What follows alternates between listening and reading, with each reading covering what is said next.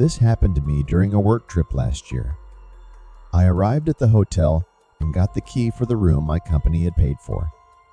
The hotel looked nice inside, but it was a bit smaller than most, with about 30 to 40 rooms and only 3 floors.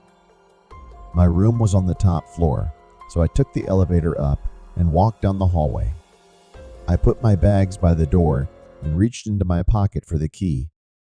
Just then, the door to the room next to mine opened and a man stepped into the hallway. He said hello and told me he was my neighbor. He held out his hand for a handshake. I shook it, feeling a bit confused, and told him my name before going into my room. As I walked in, I saw him go back to his room and close the door. I thought it was weird that someone would come out of their hotel room just to say hi, but I guessed some people are just like that. I unpacked my small suitcase and duffel bag, then lay down on the bed and turned on the TV. It was already late, and I was tired from the flight, so I planned to go to bed early. After a quick shower, I turned off all the lights and tried to sleep for almost 20 minutes. Then, I heard the neighbor's door slowly open. I saw their shadow walk by my door, but they stopped right before passing my room. I could see their shadow getting closer through the small bit of light under the door, but then it backed away and kept going down the hall. This really creeped me out, so I got up and checked that all the locks on the door were secure before going back to bed. The next day, I met my coworkers at a company building for a presentation and dinner. I didn't get back to the hotel until 10 p.m., and I was really tired. I threw my work bag on the bed and then jumped in the shower. I was in the shower for about 10 minutes when I heard the sound of the electronic door lock unlocking. I knew it was too late for the cleaning service, so I instantly thought of the strange man in the room next to mine. But I had no idea how he could have a key card to unlock my door. I didn't know what to do, so I stood there quietly as I heard the door slowly open and then close. Then I heard footsteps walking past the bathroom door. With the shower running, I knew they had to realize I was inside, which scared me even more. I tried to quietly get out of the shower so I wouldn't alert them and put on a pair of pants I had left on the ground. After locking the bathroom door, I leaned my ear against it and listened. I could hear a soft noise, like someone was going through one of my bags. I wanted to confront them, but I thought they might have a gun or a knife.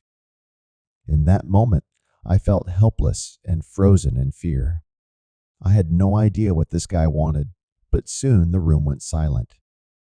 Since I didn't have my phone with me, I thought my best chance was to call for help. At least it might scare the guy away. I took a deep breath and started banging on the bathroom door, yelling for help as loudly as I could. I heard the man's hurried footsteps run past the door and back into the hallway. I quickly got out, closed the front door, locked it, and ran to the nightstand to grab my phone. My hands were shaking as I dialed 911. Once they were on their way, I called the front desk to let them know too. By the time the police arrived, the man was already gone, but thankfully they found him in his car a few hours later. I'm not sure if he went to jail for what he did because they couldn't prove he meant to harm me. I honestly think he was trying to kidnap me. I can't think of any other reason he would enter my room knowing I was there. But I guess we'll never know for sure what would have happened.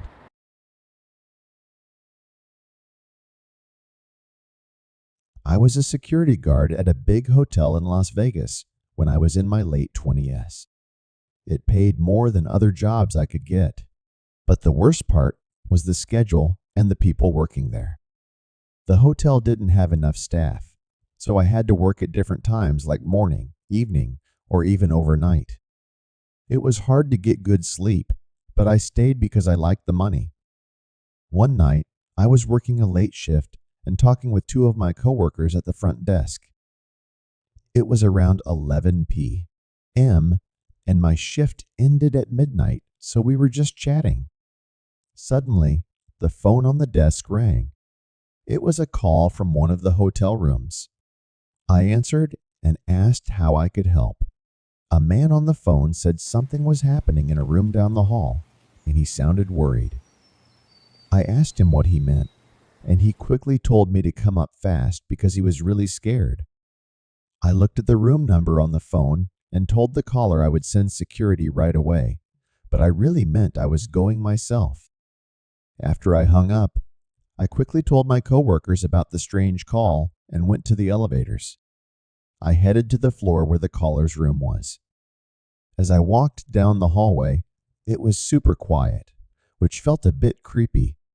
I thought I would hear something, but there were no loud sounds. I also thought the caller might be waiting for me by the door, but the door was closed. I knocked loudly on the door and said I was hotel security. I didn't hear any sounds from inside, and after waiting a minute with no answer, I walked to the end of the hallway to listen for anything strange. When I didn't hear anything, I went back to the door and knocked again. Just then, a door behind me opened, and an older woman asked if I was security. I said yes, and asked if she knew anything about strange noises or the call. She told me she had heard loud noises in the hallway a few minutes ago, but didn't know what they were. She looked and sounded really scared. At this point, I was starting to feel nervous, but things got even stranger. I took out my walkie-talkie and called the front desk, asking them to call the room again and tell me if anyone answered. After a while, they said no one had picked up. I stood there for a moment, wondering what to do, then asked them to check who was staying in the room. It felt like forever, but they finally told me that no one had booked the room that night. Feeling even more confused, I used my security key card to unlock the door, since the room was supposed to be empty. The room looked clean and untouched from what I could see. I checked every corner and didn't find anything strange. Then I went to the phone, turned it over, and wrote down the serial number. After that, I went back to the lobby where my desk was and checked the security records to see if any calls were made from that room. Sure enough, there was a record of a call made from that room to the front desk, the one I had answered about 15 minutes earlier. The hotel didn't record calls, so all I knew was that someone was in that empty room without permission. Things got more serious in the next few days, because the next morning, a guest staying on the same floor was reported missing by a family member in another room. The security cameras were checked, and the missing person was last seen leaving the hotel alone a few hours before I got the call. It's still unclear if the two events are connected, but it's definitely strange. I don't know how the caller got to that phone or who they were, but I personally think the call had to do with someone being kidnapped, based on what they said. The person who made the mysterious call was never found, and the missing person still hasn't been found either.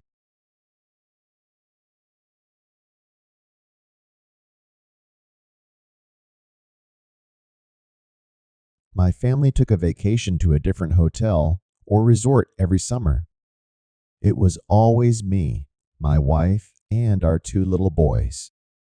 Most of the time, we stayed at the resort instead of going out to see other places.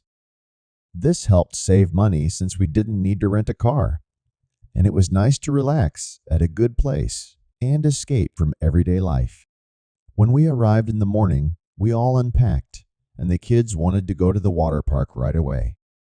My wife and I sat in chairs by the pool while the boys went off to play with other kids at the water park next to the pool. We enjoyed the sun for about 2 hours before we decided to head back to our room to get ready for dinner. I got up and started walking around the water park to look for the boys. After a few minutes, I found Sam, the older one, and asked him where Alan was.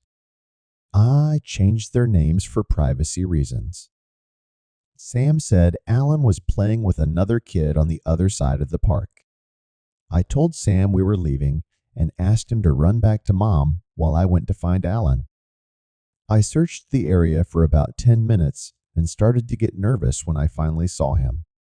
He was in the back corner, where a few chairs were set up, talking to a small boy who looked about his age. A couple sitting in the chairs next to them seemed to be the boy's parents. I walked over and quickly introduced myself, but they didn't say much, just gave me a slight smile. There was an awkward silence for a few seconds before I told Alan we were leaving for dinner and led him back to the hotel. I asked him about his new friend, and he said he was just playing with him at the water park, but that was about it. Alan was a pretty talkative kid, so it wasn't unusual when he told me something strange.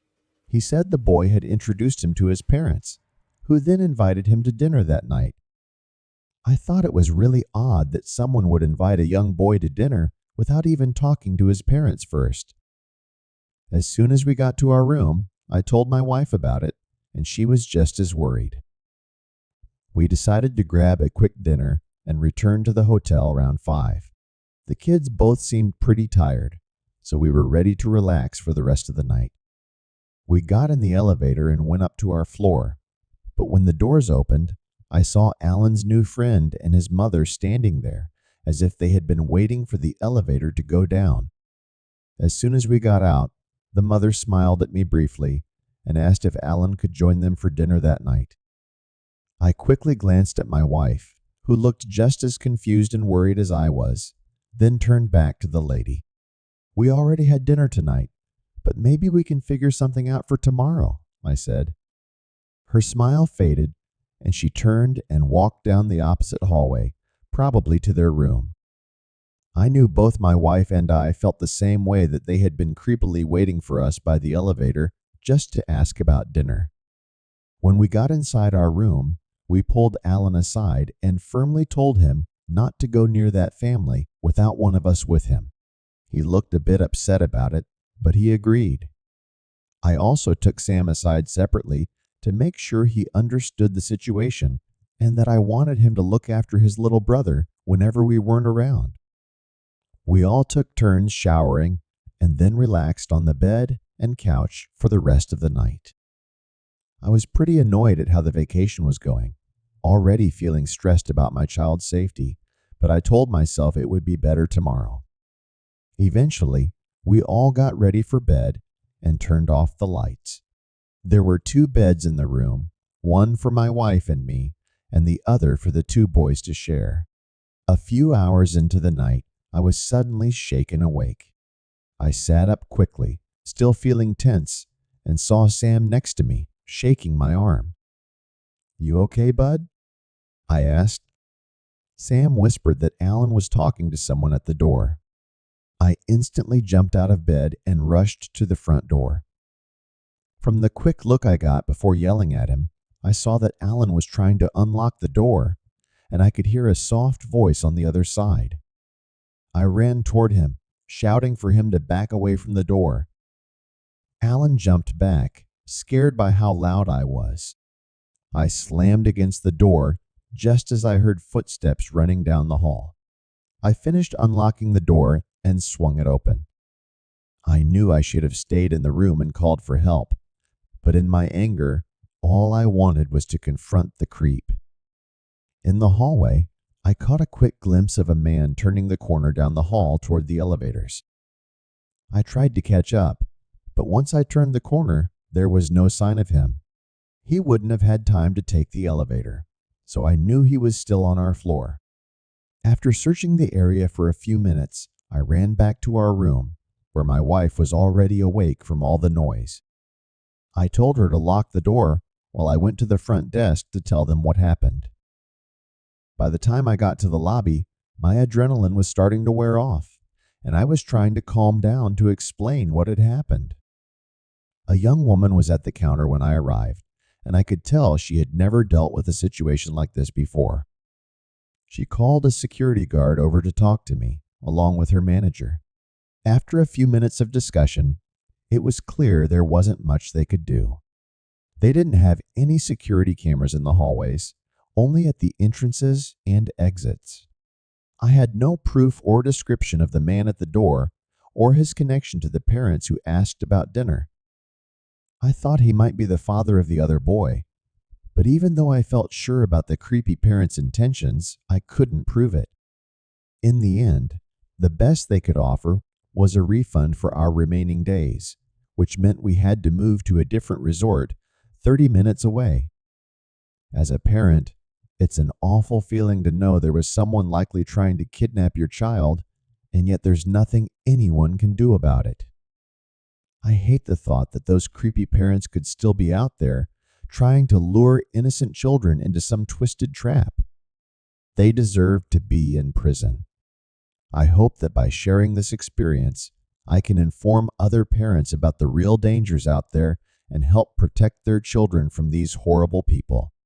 What scares me the most is the chance that the boy who was with them could be someone else's missing child, used to lure other innocent kids.